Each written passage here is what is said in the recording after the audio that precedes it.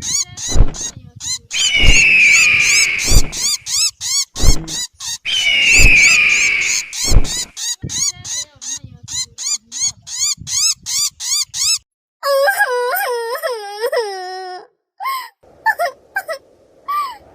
ऊपर वाले, ये क्या हो गया? रात को मैं मेरे बच्चों के साथ आराम से सोई थी और सुबह उठी तो मेरे दोनों बच्चे गायब थे।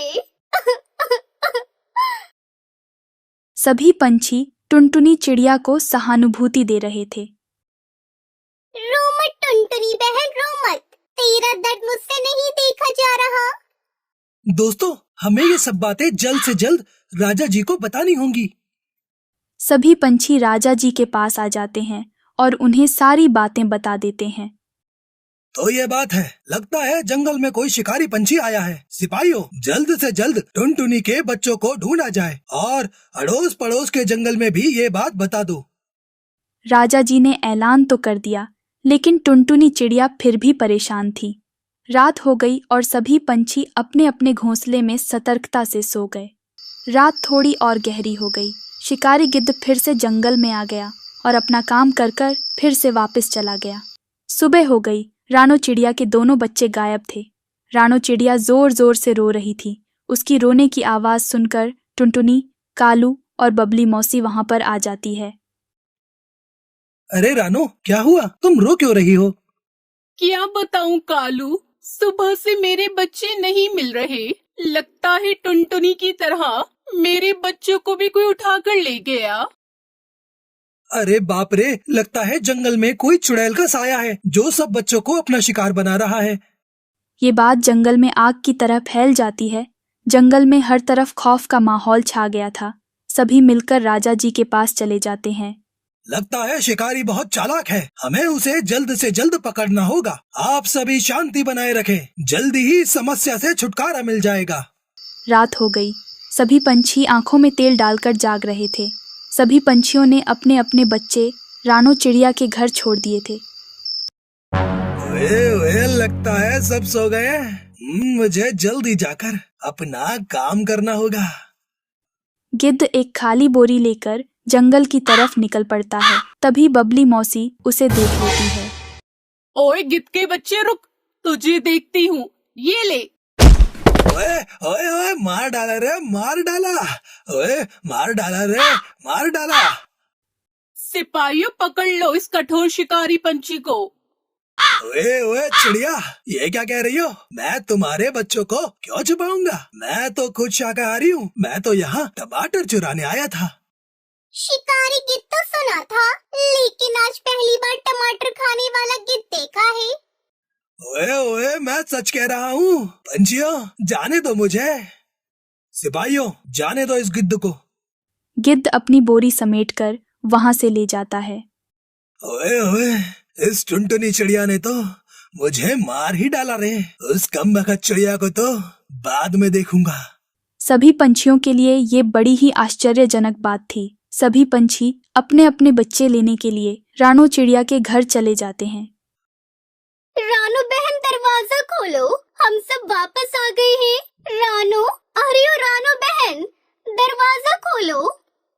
टुनटुनी के एक दो बार दरवाजा खटखटाने के बाद भी रानो ने दरवाजा नहीं खोला। इस वजह से कुछ पक्षियों को दरवाजा तोड़ना पड़ता है। सभी पक्षी अंदर चले गए और उन्होंने देखा कि रानो चिड़िया घायल है। अरे बाप रे बहन, ये तुम्हें क्या हो गया? तुम्हारी ऐसी हालत किसने की? और सब बच्चे वो कहाँ हैं? अरे टुनटुनी बहन, क्या बताऊं, वो शिकारी आया और मुझे मारकर अपने सभी बच्चों को लेकर चला गया। क्या तुमने उसका चेहरा देखा? नहीं टुनटुनी बहन, उसने अपना सारा शरीर ढक लिया था। किसी को भी ये समझ में नहीं आ रहा था कि शिकारी आखिर कौन है। थोड़ी देर बाद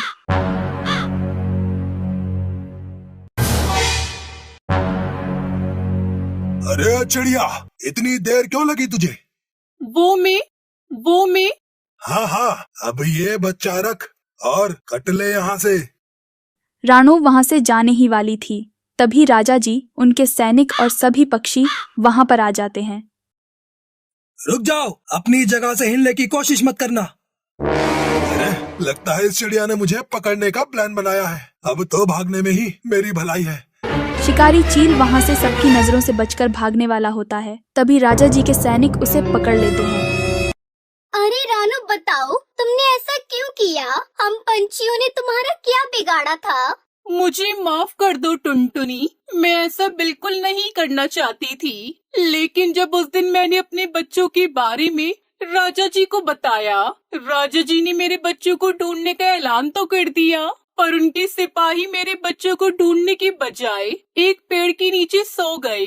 फिर मेरे पास अपने बच्चों को खुद से ढूंढने के अलावा और कोई रास्ता नहीं था, तो मैं अपने बच्चों को ढूंढने के लिए निकल पड़ी और ढूंढते ढूंढते चील की गुफा की तरफ चली गई। तभी एक चील वहाँ के पेड़ पर बैठा हुआ था। उसने मुझे देखा और कहने लगा, ओ चिड़िया, तुम्हें तुम्हारे बच्चे मिले या नहीं? तुम्हें पता है तुम्हारे बच्चे मैंने चोरी किए हैं और अब मैं उन्हें खाने वाला हूँ। नहीं नहीं चील भाई, मेरे बच्चों को छोड़ दो। उसके बदले में आपको जो चाहिए मैं आपको ला कर दूंगी। ठीक है, लेकिन उसके बदले मुझे तुम जंगल के सारे बच्चे खाने को ला कर दोगी, ठीक है? क्या कहा तुमने? मैं ऐसा नहीं कर सकती। मैं अपने दोस्तों को धोखा नहीं दे सकती। अच्छा, जब तुम्हारा बच्चा गायब हुआ था तो कौन आया था तुम्हारे बच्चों को ढूंढने? क्या किसी ने तुम्हारी मदद की? चील की ये सब बातें सुनकर मैं उसके बहकावे में आ गई। फिर मैंने दूसरे ही दिन टुनटुनी बहन का बच्चा चुराया और आज जब सबने मुझ पर विश्वास रखकर अपने बच्चों को मेरे घर पर छोड़ा तो फिर मैंने खुद को ही घायल कर दिया और सभी बच्चों को चील को सौंप दिया। तुमने जो किया वो अपने बच्चों के लिए किया, लेकिन शिकारी चील का पता लगते ही तुमने सब बातें राजा जी को बता दी होती तो आज ये नौबत नहीं आती। अरे ओ चील, मुझे मेरे बच्चों को सौंप दो। तेरे बच्चों को तो मैं कब का खा चुका, पागल पंछी। हे ऊपर वाले, ये मैंने क्या कर दिया? रो मत रानो, होनी को कौन टाल सकता है। राजा जी शिकारी पंछी को जेल में डाल देते हैं। तो दोस्तों, आपको हमारी कहानी कैसी लगी? अगर आपको इसका अगला पार्ट देखना है तो हमें कमेंट में जरूर बताएं और लाइक शेयर सब्सक्राइब करना ना भूलें। ये कहानी शिमला जंगल की है। उस जंगल में बहुत सारी चिड़िया रहती थी। उसी जंगल में टुनटुनी नाम की चिड़िया थी। टुनटुनी चिड़िया अपने पति बंटी कबूतर के साथ एक पेड़ पर रहती थी। उसी जंगल में कालू कौवा रहता था।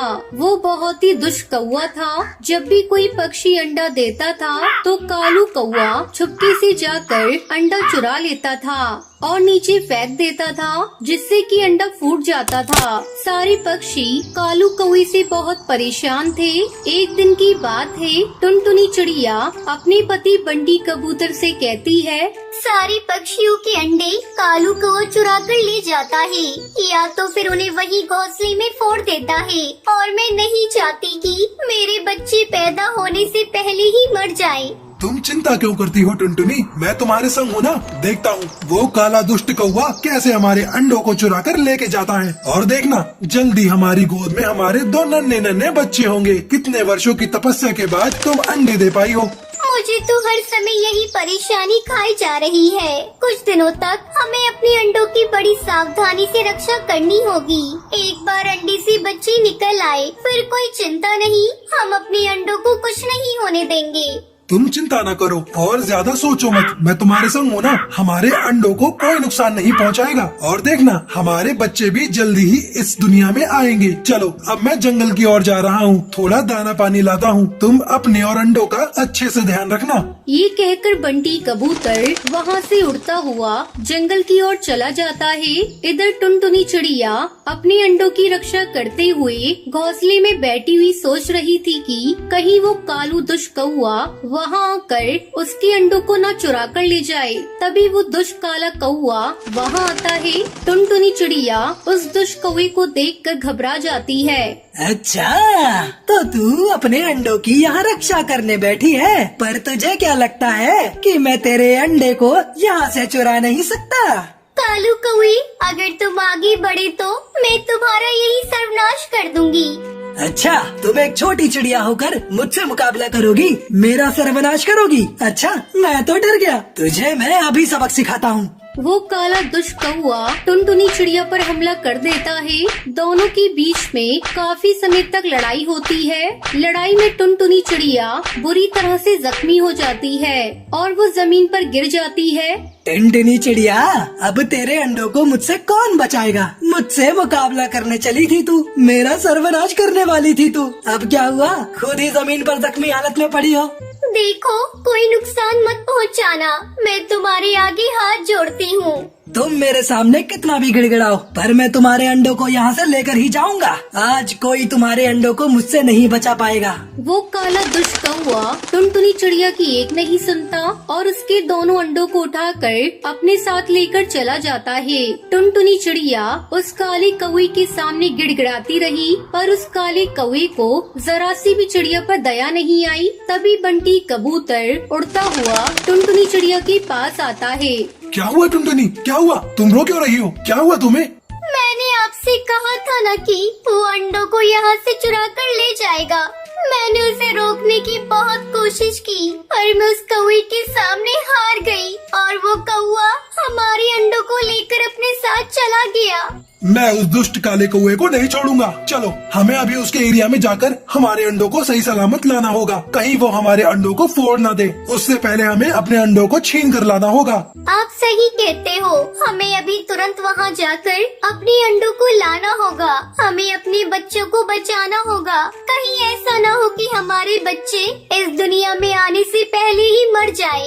हमारे अंडों को कुछ नहीं होगा। हम अपने आने वाले बच्चों को कोई मुसीबत में नहीं पड़ने देंगे। दोनों मिलकर उड़ते हुए उस काले दुष्ट कौवे के इलाके में जाते हैं। वहाँ पहुँचने के बाद वो दुष्ट कौवा अपने घोंसले में बैठकर उन दोनों अंडों को घूरता हुआ देखे जा रहा था। तभी बंटी कबूतर उसे जोर से आवाज लगाता है। ए दुष्ट काले कौवे, तेरी हिम्मत कैसे हुई मेरे अंडों को चुराने की? अगर तूने हमारे अंडों को जरा भी नुकसान पहुँचाने की कोशिश की तो मुझसे बुरा कोई नहीं होगा। अच्छा, तो तुम दोनों यहाँ पे चले आए। चलो, आ ही गए हो तो तुम्हें सबक सिखाना होगा। तुम्हारे अंडों के साथ साथ तुम्हारा भी अंत करना पड़ेगा। तुम क्या हमारा अंत करोगे काले दुष्ट कौवे? तुम्हें तो आज मैं धूल चटाकर ही दम लूंगा। वो दुष्ट काला कौवा अपने साथियों को आवाज लगाकर वहाँ बुला लेता है और सारे कौवे वहाँ आ जाते हैं। हे भगवान, इसने तो अपने सारे साथियों को बुला लिया। इतने सारे कौवे से कैसे निपट पाएंगे? टुनटुनी, मैं किसी तरह इन सारे कौवों का ध्यान भटकाता हूँ। तुम चुपके से अपने अंडे लेकर यहाँ से चली जाना। तुम समझने की कोशिश करो, हम इन सबसे मुकाबला नहीं कर पाएंगे। हम में से एक को अपने अंडे की रक्षा करनी ही होगी। अपने अंडों को यहाँ से सही सलामत ले जाना ही होगा। मैं आपको छोड़कर नहीं जा सकती, मैं आप ही के साथ रहूंगी। क्या हुआ बंटी कबूतर, इतने सारे कौवे देखकर डर गए?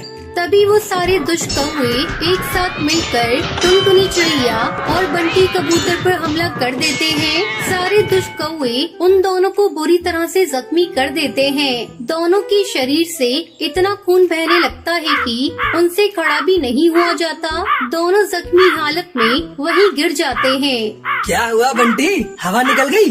यहाँ आने के बाद तो बड़ी बड़ी बातें कर रहे थे कि मुझे धूल चटाओगे, मिट्टी में मिलाओगे। अब क्या हुआ? हे ऊपर वाले, अब तू ही हमारी सहायता कर। हमें किसी तरह बस इन दुष्ट कौवे से बचा ले और सही सलामत से हमारे अंडे हमें वापस दिला दे। रोते रोते जमीन पर जख्मी हालत में पड़े थे और वो मदद की गुहार लगा रहे थे। तभी अचानक बहुत सारे बाज उड़ते हुए वहाँ आ जाते हैं। दुष्ट काला कौवा ये देखकर घबरा जाता है। क्या हुआ चिड़िया, तुम दोनों इस तरह जख्मी हालत में क्यों पड़े हो? जिगरबाज, इसने अपने साथियों के साथ मिलकर हमें बहुत मारा है। जिगरबाज, तुम यहाँ से चले जाओ, तुम्हारी हमसे कोई दुश्मनी नहीं है। दुश्मन तो तू है इस समय हमारा। सीधे तरीके से इन मासूम चिड़ियों के अंडे वापस कर दो, वरना हम तुम्हें बहुत मारेंगे। लगता है तुम सारे बाज को भी आज सबक सिखाना होगा। बड़े हमदर्द बन रहे हो ना इस चिड़िया के। आज तुम सब गए, चलो साथियों अटैक करो। ये तो समय ही बताएगा अब कौन किसे धूल चटाता है। सारे बाज मिलकर उन काले कौवे पर हमला कर देते हैं और सारे काले कौवे को बुरी तरह से जख्मी कर देते हैं। चिड़िया उड़ते हुए अपने अंडों के पास जाती है और बंटी और टुनटुनी चिड़िया दोनों मिलकर अपने अंडों को सही सलामत उठा लेते हैं। आज आप सब न होते तो शायद हम उस दुष्ट कौवे से कभी अपने अंडों को नहीं बचा सकते थे। आप सभी के कारण आज हमारे अंडे सही सलामत हैं। हम आपका ये एहसान जीवन भर नहीं भूलेंगे। अब दोनों मिलकर अपने अंडों को वापस घोंसले में ले जाते हैं। कुछ दिनों बाद उसमें से नन्हे नन्हे बच्चे बाहर निकल आते हैं और वो सभी खुशी खुशी रहने लगते हैं।